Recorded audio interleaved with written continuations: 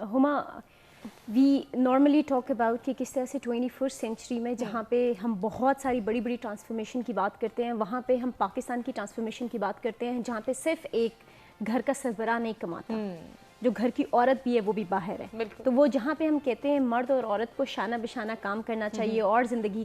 کی گاڑی کو رواں دواں کرنا چاہیے، اب وہ حالات آ گئے ہیں. ٹھیک ہے، پہلے یہ ہوتا تھا کہ مرد کماتا تھا، نان و نفقہ کا ذمہ دار تھا، اور خاتون جو ہے وہ گھر کی بچوں کی پروٹیکشن، ان کا فوڈ، ان کا کیئر اور بہت ساری چیزوں کو دیکھتی تھی. مجھے میری ماں یاد نہیں ہے کہ my mother has never been a working lady, ٹھیک ہے، لیکن اب میں بھی ورکنگ ہوں، میری بہن بھی ورکنگ ہے، everybody is working at home. So اب یہ ایک چیز آ گئی ہے. تو اوبویسلی ایک اگر فار ایگزامپل اگر ہم ایک بہت ہی نارمل پروفیشن کی بات کریں جسے ہم کہتے ہیں کوئی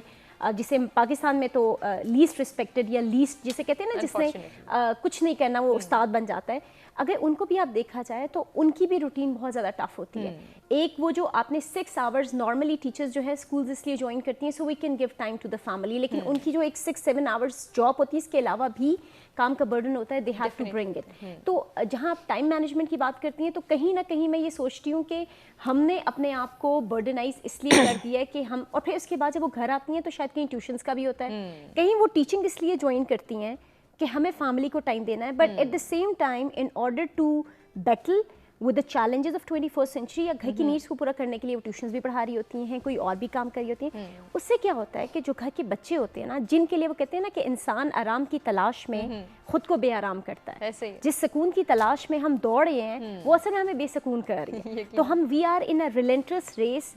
آف مٹیریلزم. تو اس میں ہم خود ایک سفر کرتے ہیں،